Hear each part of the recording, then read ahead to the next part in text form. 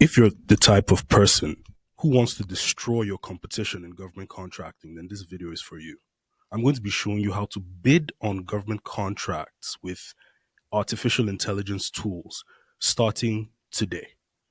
Now, you might be watching this and asking, why should I watch this video till the end? I have three promises for you by the end of this video.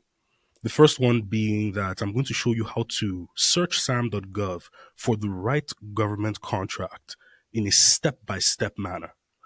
Secondly, I'm going to show you how to break down government solicitations with artificial intelligence tools in a manner that is repeatable and easy to execute.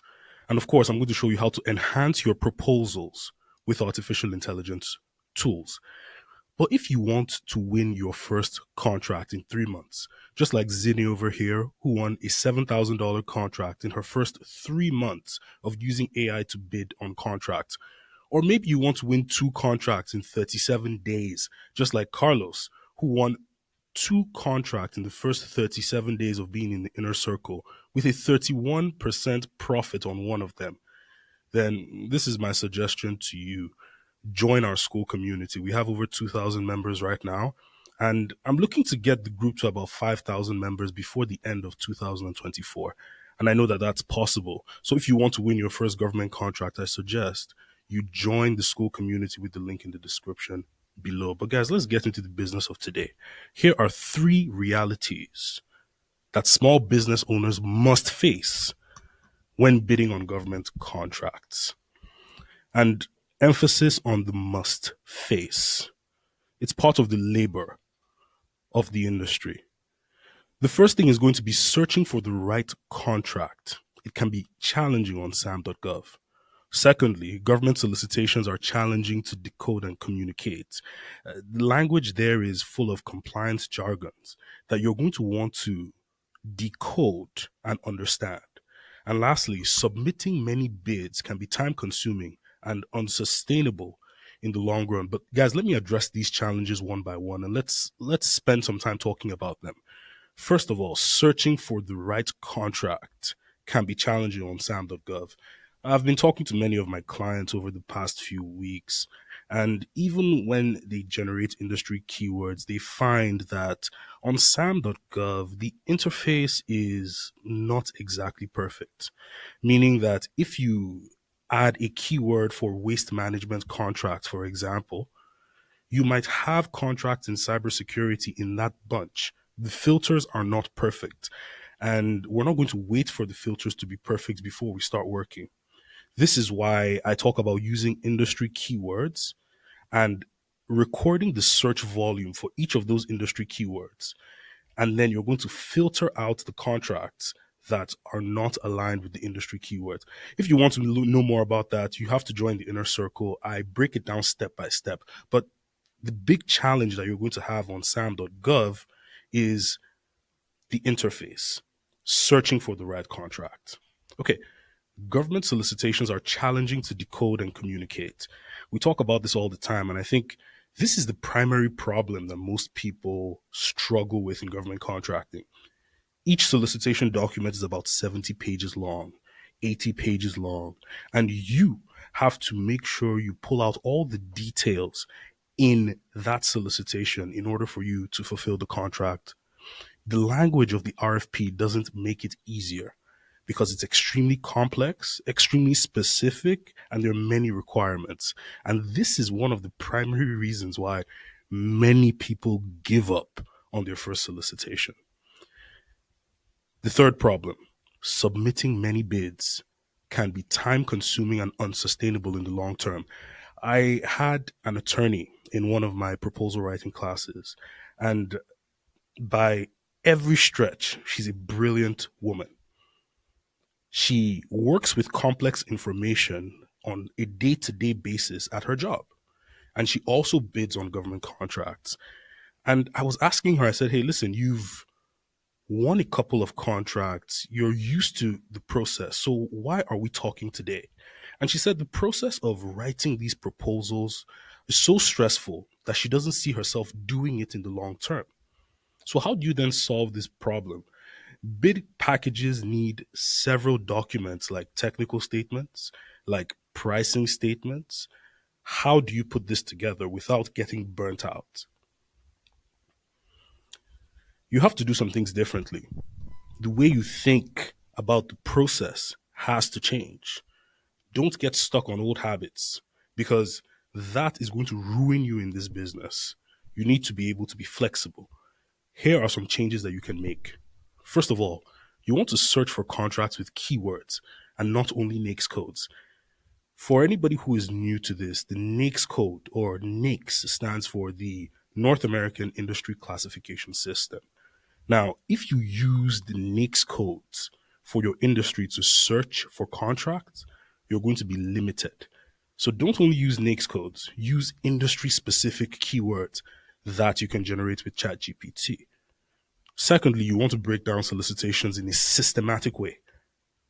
I talk to a lot of business owners who open up the solicitation, they start reading, they close the document, they come back the next day, they don't remember where they stopped. They start from the beginning, get burnt out on page 2, and come back the next day only to realize that the deadline for that contract submission has passed.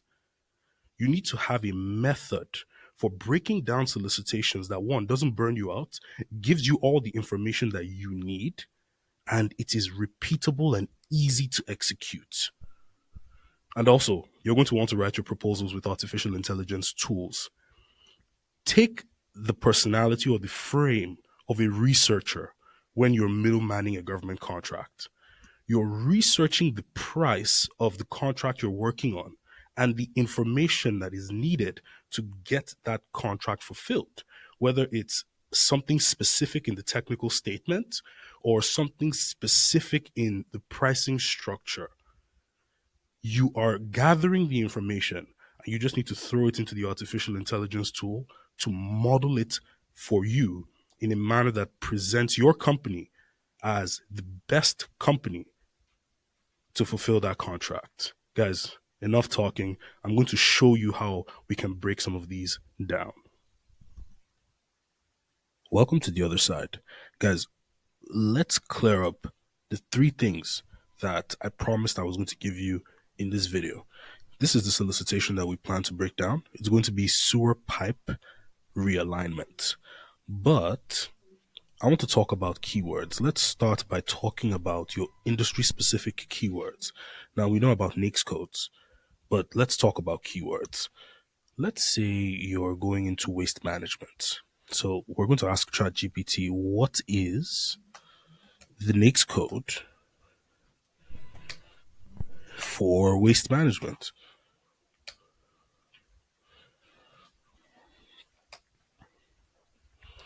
The mistake that many people would make is this. They will grab the NAICS code, and when they put it into ChatGPT, whatever result, or not ChatGPT, when they put it into sam.gov, whatever result they produce, they believe that that is all that is available. But this is the limitation I'm talking about. So, in order to combat that limitation, you're going to ask ChatGPT to generate 3 industry keywords.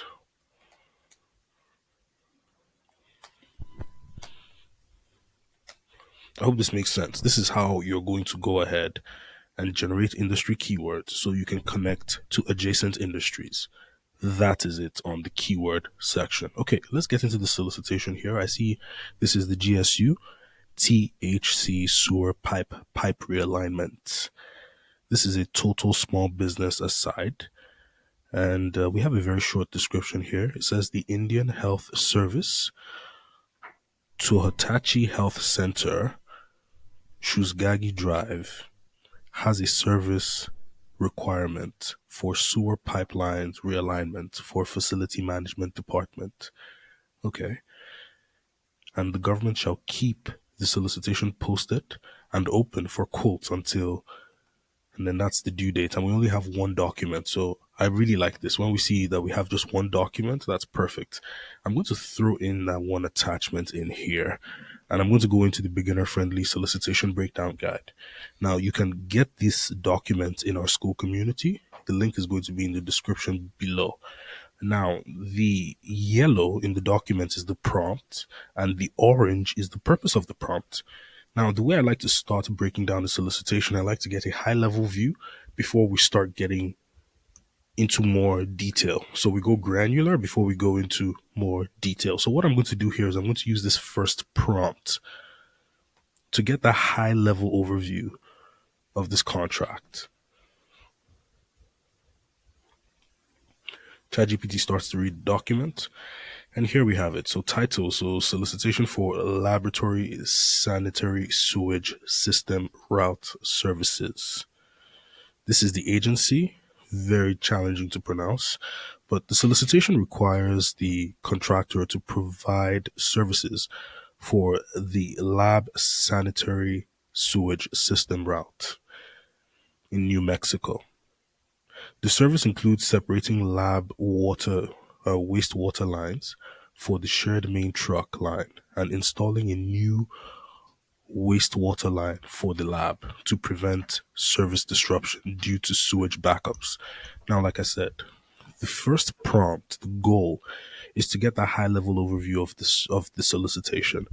But when you want to go deeper, that's when you go back to the beginner friendly solicitation breakdown guide and you grab the next prompt. What is the eligibility requirement, key deliverables, and now let's see this. So the solicitation is set aside for small businesses. This is indicated by the notation. This is a small business set aside. Contractors are expected to comply with all applicable federal acquisition regulations. By the way, when you begin to break down solicitations, you're going to notice there are some things that are constantly being repeated. Now, when it's your first time coming into the contract and you see those particular laws or regulations, it scares you. But when you notice that it's in 3 out of 5 solicitations, then you realize that it's normal. This is why I recommend that you continue to break down solicitations. Don't put too much of an expectation on it. Just get into the method, the process that I'm showing you here. You can get the beginner friendly solicitation breakdown guide in the school community. And by the way, if this video is giving you any value whatsoever, like the video, subscribe to the video, tell a friend about it. If you have a friend who wants to win government contracts, this is the place to learn how to begin to take action towards actually understanding contracts and writing proposals to begin to bid.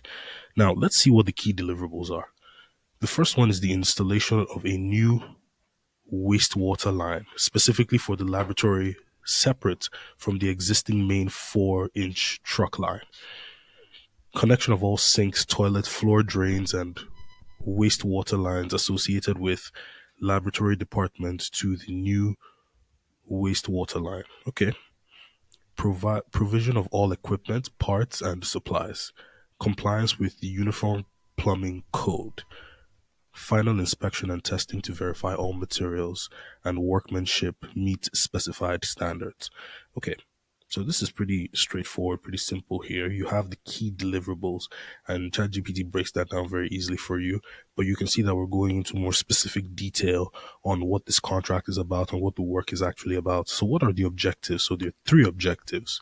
The first one is to prevent disruption of the lab services. So during instances of sewage backups from other areas shared with the laboratory, you want to make sure that you do not disrupt their services. So this is something you're going to discuss with the subcontractor. Ensure rapid and efficient installation, maintain safety and regulatory compliance. But guys, we want to go down these prompts. What are the submission instructions? Anyone who is planning on submitting a bid is going to want to follow the submission instructions. Like, nobody needs to tell you this. The first thing is that the deadline is the 8th of October. So you do not want to submit your bid after the deadline. You can see here it's an electronic submission. Proposal content. While the specific formatting guidelines for the proposals are not detailed in the snippet provided, typically proposals should adhere to the requirement outlined in the FAR. Okay, cool. So I'm going to want to know now.